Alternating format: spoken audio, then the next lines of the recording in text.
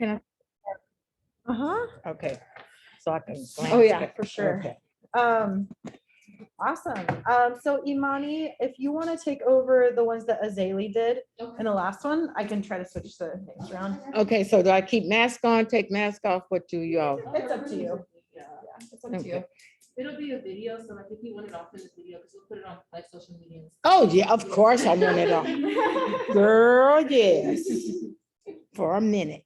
All right.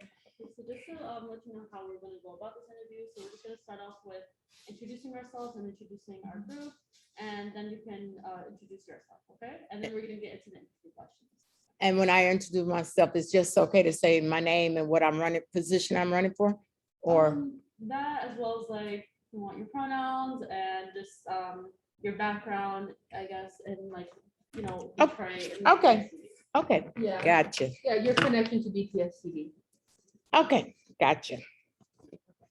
So, you have your permission to record already. So welcome. 482 Forward is an education justice organization. Our youth collective, so the youth organizing collective part of 482 Forward is doing interviews to interview the school board candidates.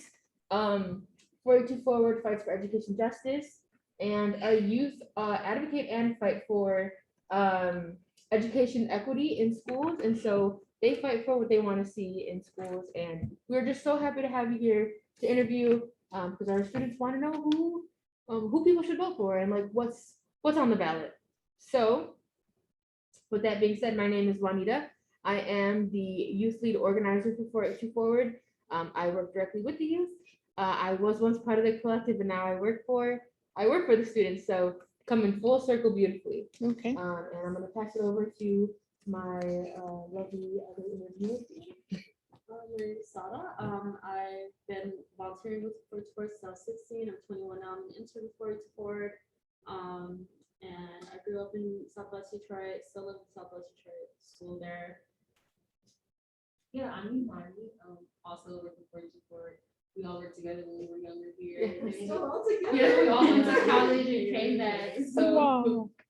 yeah, I went to Renaissance and then I went to go to school in Chicago, and I just got back a couple days ago. Oh, wow. So I'm happy to be back, and we're just happy to have you and to support, you know, the new high schoolers that we have at Forward and doing these interviews. Mhm.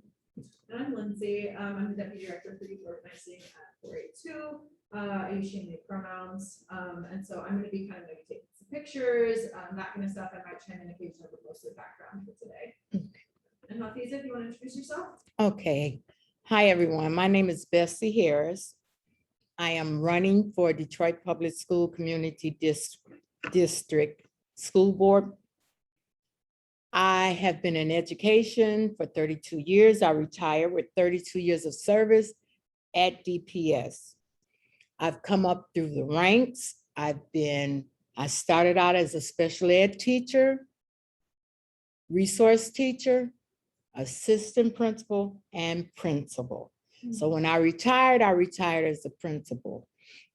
Just a quick sidebar, I had a bicycle accident, which caused me to retire.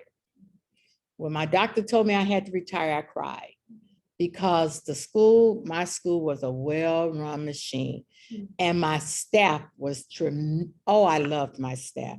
I was principal of Palmer Park Academy, located on Margarita off of 7 Mile, 32 years of service. I'm a servant leader.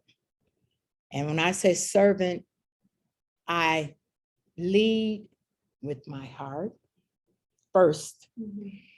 I lead putting others in charge. I lead making sure that people are comfortable. And I lead with transparency. And if you can do all of those things, you can get people to follow you. Okay, and my thing was, I know I'm able to do that because I had 630 students and they just followed me. So after retiring, I said to myself, self, what is it that you can do? Because you're not ready to give it up. And I thought about it and I said, well, let's go to the next level.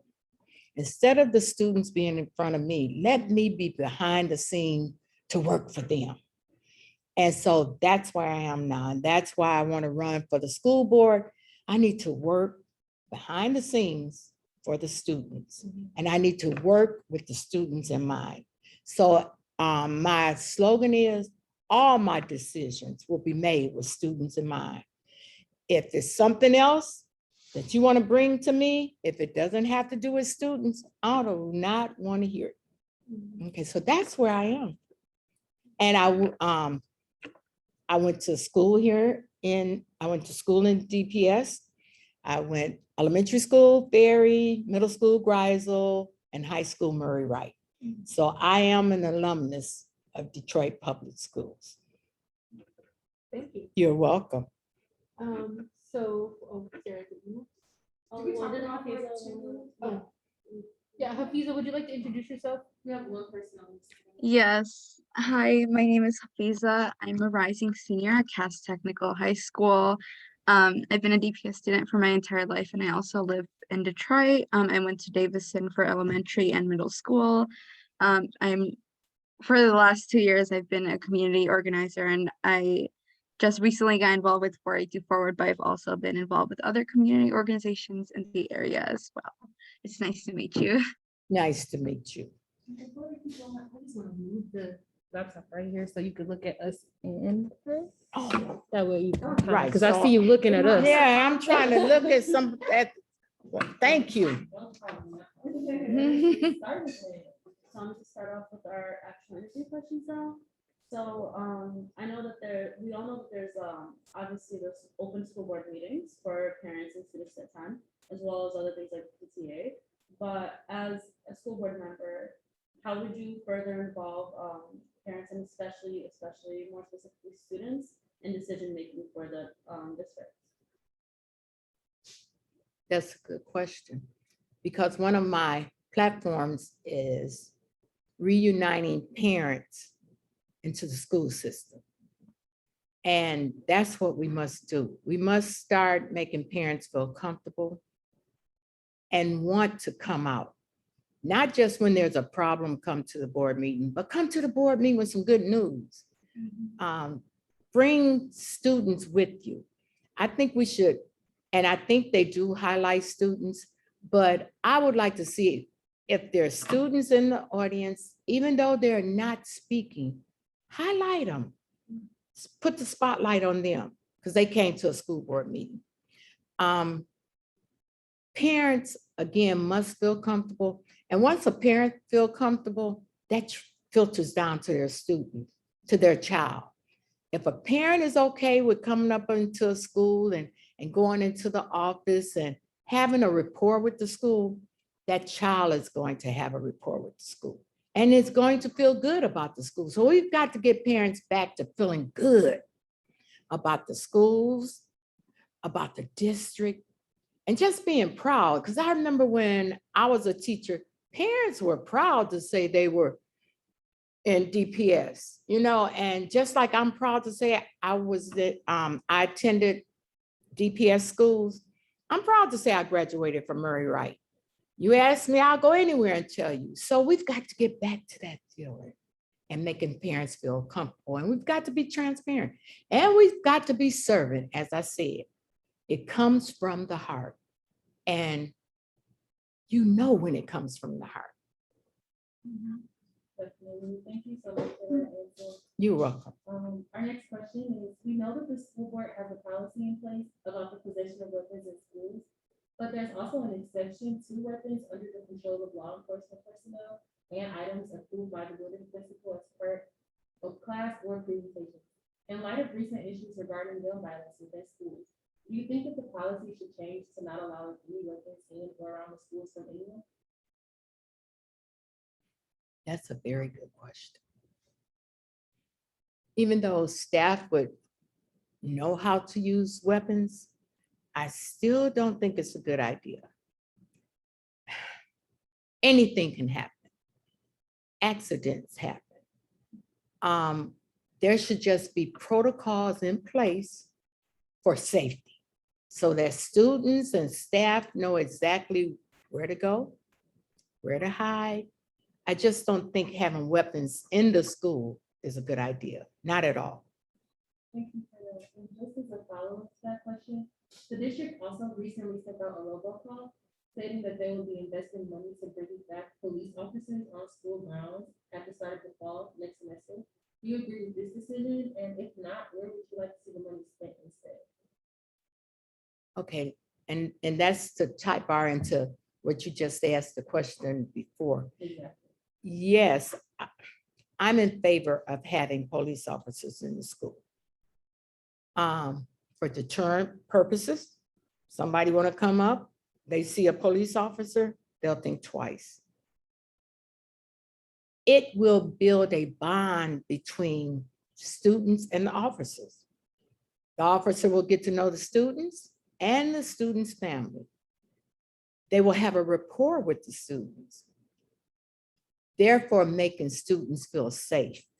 If I have a rapport with an officer and I'm a student in the school and I can speak to, hi, officer so-and-so, hi, officer so-and-so, and they speak back and call my name, then I'm gonna think, oh yeah, I'm gonna be well protected. And so the fear disappears and the helping comes in and the willing to participate. So the state's 2023 budget includes $150 million for mental health within schools. Do you believe that it is an appropriate amount? What do you want to see done with those funds in DPSCD? Not being a mathematician, I don't know if it's enough, but I would say probably not. Mental health stems back to parents being involved, parents being appreciated. Mental health is one of my platforms I'm running on, and it's so important because I don't display that I'm having a problem, I might have a problem. That money should be spent to make sure there is at least in the high schools 2 counselors or psychologists. In the lower grades, maybe 1. But someone, again, that's where the family comes in to picture, where students feel comfortable with that person going in saying, today's not a good day. I'm feeling like whatever. So money should be spent to put people into place. Money should be spent to, if the student doesn't feel comfortable, and then there's parents. Parents might not want to come in. So there should be some way that we tie in with facilities that have mental health, that parents covered by DPSCD can go to that facility and speak to someone. So to say it's enough, I would say no, but it's a lot of money and we can work well with that as a start. Thank you. Lisa, do you have the next question? Yes. Sorry, give me just a second. Mhm. So my question is pertaining to the diversity of like students and the students. And so the thing that like we want to stress is important is that our curriculum should be a makeup of what our diverse students are. And so my question is, in what ways do you think DPSCD should make curricula more diverse and representative of the diverse student body that we hold? Good question. I feel that it needs to start with the school book. Let's start with curriculum. Let's start with studying different ethnics. Let's start with bringing people in to speak that don't look like you. Letting people get familiar, let students get familiar with, oh, we have a different person coming in. That person might not look like me, but we hold the same values. So it starts with curriculum and exposure. We must expose our students to just about everything. And in the history books and the curriculum, it's not doing that, not at all. So we need to bring on some everyday activities or bring somebody in, some hands-on, some let me see who you are.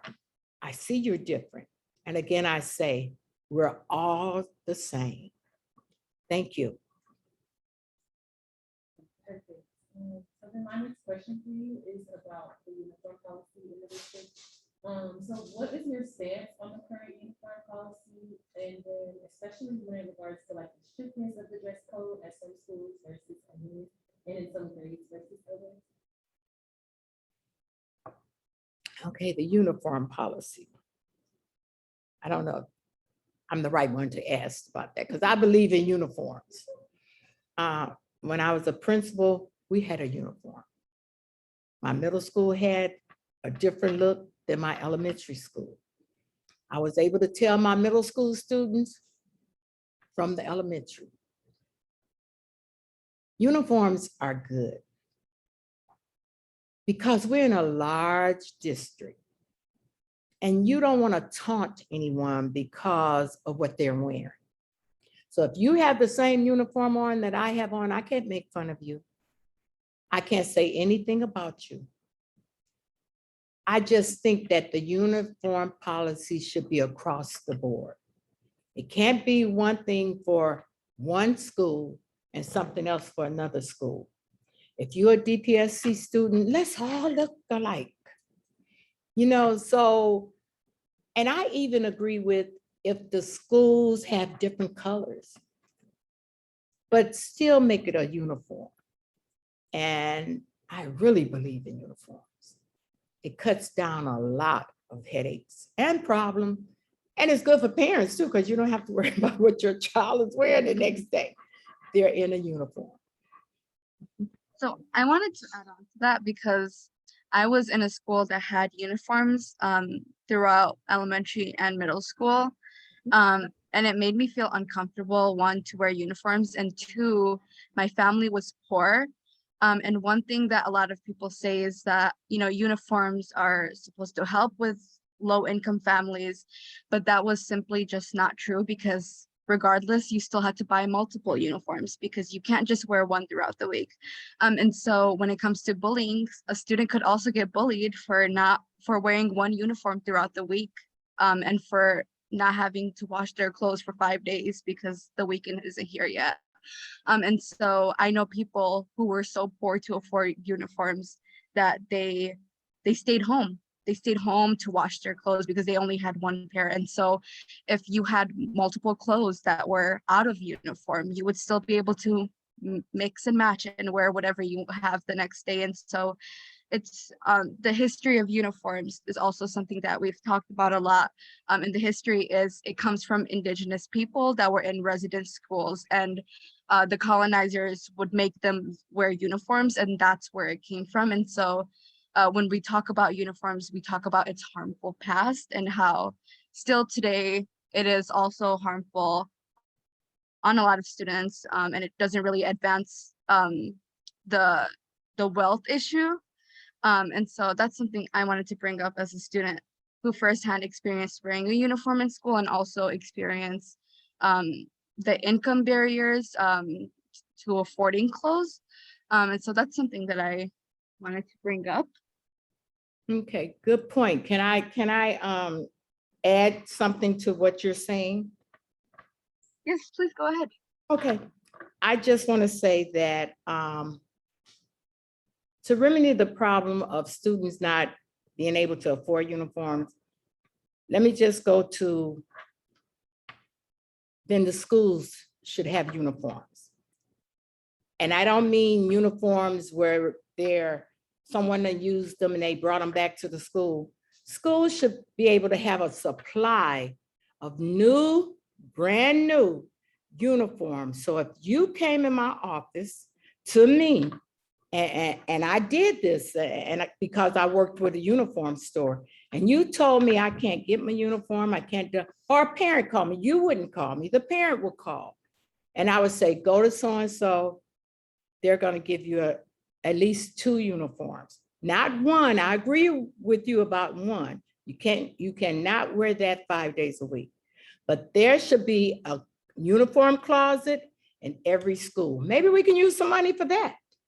A uniform closet in every school where if a parent calls, they get 2 uniforms. How does that sound? So there is a harmful history behind uniform, but I also want to ask, would you have the same expectation for teachers? Would you want them to also show up in the same uniforms that students are wearing? Okay, so see, again, I understand that question, but I was a principal and I wore the uniform every day. I rotated from what my elementary school children wore to my middle school. I was proud to wear the uniform, and my reasoning behind that was, I'm not going to expect you to do something that I wouldn't do. I wanted you to wear the uniform. Miss Harris is wearing the uniform. I wore it to principal's meeting. I wore my uniform every day. As far as my staff seeing me wear my uniforms, and I'm walking the walk and talking the talk, my staff got on board. So it's an individual thing, like you are. I feel your passion about being against uniforms. I really do, and I appreciate that. But we can agree to disagree, and I love uniforms.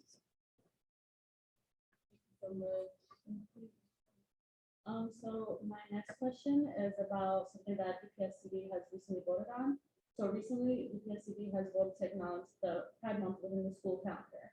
How will you stress the importance of advancing LGBTQ+ equity within classrooms as a school board member? Then since that was adopted and it's on the calendar, we must live by it. We must celebrate. Everybody is not the same, and I don't have a problem with that. And we need to let our students know everybody's not the same. But like I said before, deep down inside we are, and we all want the same thing just about. So we need to celebrate. If it's on the calendar, let's celebrate. And let's bring in, again, let's bring in show the students, let them know the difference, and let them know it's not wrong. They're just different. And I wouldn't say different. Again, I say we're all the same. So if that's the direction someone chooses to go or feels to go, I say, let's celebrate. Let's be open. Thank you. You have the next question. Yes, so in DPS, we have a lot of immigrant families, and we have a lot of non-English speaking families as well. And so one thing that we've seen as an issue is language accessibility. So our question is, how would you work to increase language accessibility and translation services within DPSCD schools in communication with the families? I came up as a resource teacher for special ed. A resource teacher meaning I would go into the classroom where my students was, and I would sit with my students and I would help my student one-on-one. Again, students did not laugh or say, they saw me coming in and they started asking for help. I would have an interpreter, at least one. If you know the students that's in your building, then the district needs to place interpreters within that school. Enough interpreters to go, if it's 2, go 2 to 1, go and sit, interpret, and then have hours where the parents can come in and speak to that interpreter and work with that interpreter. So you need to have staff. We've got to invest our money into our staff. You need to have staff that will make that student feel comfortable, the classroom feel comfortable, and the parents feel uncomfortable.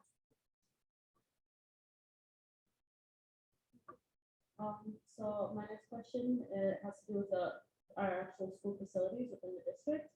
So during the last week of classes this year, Detroit schools had to end their days early due to the hot weather and not having AC. Having no AC is like one of the many problems our facilities have. There's also issues like no heat, asbestos, no air circulation period.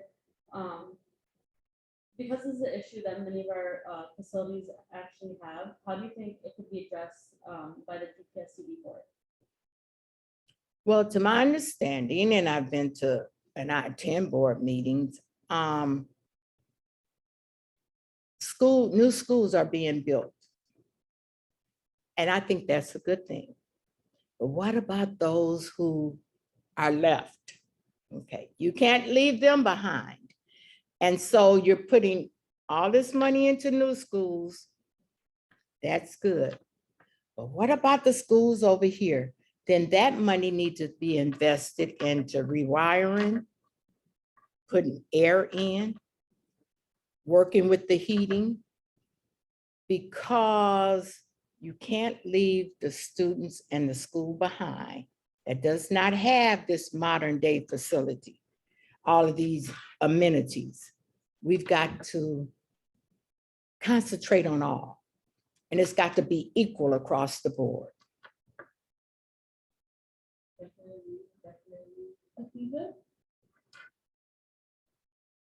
Yes, and I have just one more question for you. I'm a part of this organization called My Student's Dream, and we organize at the intersection of immigration justice and education justice. We created a survey to kind of understand key issues of school board candidates and how those align with our values. Would you commit to filling out the survey for the youth that did create this for the school board candidates? We can send this within a week or so. Sure, by all means. Thank you. Well, thank you so much. We have just one more question before we're done today. We'll wrap it up. But I do want to thank you for your answers and meeting with us and our youth today. Our last question is, if elected, would you commit to meeting with our youth within 6 months of your election? Without a doubt. Thank you. You want to make it 4? We We can even go to, Right, yeah. okay, I was about to say, we could do 4. You're welcome to call us if you have Yeah. questions. Okay, so let me just end with saying this. I said all my decisions will be made with students in mind, and I mean that.